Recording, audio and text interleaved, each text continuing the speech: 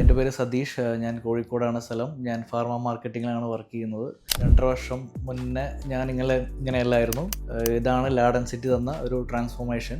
ഞാൻ കൊച്ചിയിലാണ് സർജറി ചെയ്തത്. അവിടെയുള്ള സെയിം ടീം, സെയിം ഡോക്ടർ ഇവിടെ കാലിക്കറ്റും ഉണ്ട്. അവിടുത്തെ അതേ കെയറും എല്ലാ കാര്യങ്ങളും എവിടെയും കിട്ടുന്നുണ്ട്. ഞാൻ ഇപ്പോൾ ഒരു PRP ചെയ്യാൻ വേണ്ടി വന്നതാണ്. കോഴിക്കോട് എരണിപ്പാലത്താണ് ലാഡൻ സിറ്റി ക്ലിനിക്ക് വരുന്നത്. അതുകൂടാതെ ഇവരുടെ സേവനം പട്ടം ട്രിവാൻഡ്രത്തും അവൈലബിൾ ആണ്. പിന്നെ എല്ലാവരും ഒരു കൺസേൺ ആണ് ഇതിൻ്റെ ഒരു ബഡ്ജറ്റ്. ഇപ്പോൾ ഫിനാൻഷ്യലി ബുദ്ധിമുട്ടുള്ള ആൾക്കാരാണെങ്കിൽ ഇവർ EMI ഫെസിലിറ്റിയും ലാഡൻ സിറ്റി പ്രൊവൈഡ് ചെയ്യുന്നതാണ്. അപ്പോൾ അതൊരു മിഡിൽ ക്ലാസ് ആൾക്കാർക്ക് ഒരു നല്ലൊരു ബെനിഫിറ്റാണ്. അപ്പോൾ എൻ്റെ ഈ ഒരു ട്രാൻസ്ഫോർമേഷനിൽ ഞാൻ 100% സാറ്റിസ്ഫൈഡ് ആണ്. എൻ്റെ പല ഫ്രണ്ട്സും ഞാൻ റെക്കമെൻഡ് ചെയ്തിട്ടുണ്ട്.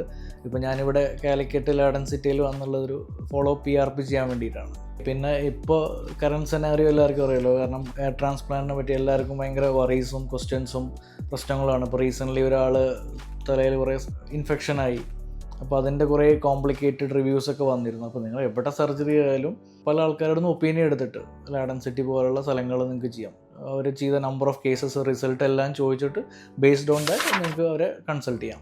ഞാൻ എന്തുകൊണ്ടാണ് ലാഡൻ സിറ്റി റെക്കമെൻഡ് ചെയ്യുന്നത് വെച്ചപ്പോൾ ഞാൻ റിസൾട്ട് ഓറിയൻറ്റഡ് ആണ്. ലാഡൻ സിറ്റിയിൽ ഫസ്റ്റ് വന്നപ്പോൾ അവരോട് റിസൾട്ട് ചോദിച്ചപ്പോൾ ഒരു 10 ചോദിക്കുമ്പോൾ ഒരു 100 തരാൻ റെഡിയാണ്. പിന്നെ എൻ്റെ ഒരു ഫ്രണ്ടാണ് അവരോട് റെക്കമെൻഡ് ചെയ്തത്. അപ്പോൾ ഞാൻ സ്ട്രോങ് ആയിട്ട് ലാഡൻ സിറ്റി റെക്കമെൻഡ് ചെയ്യും.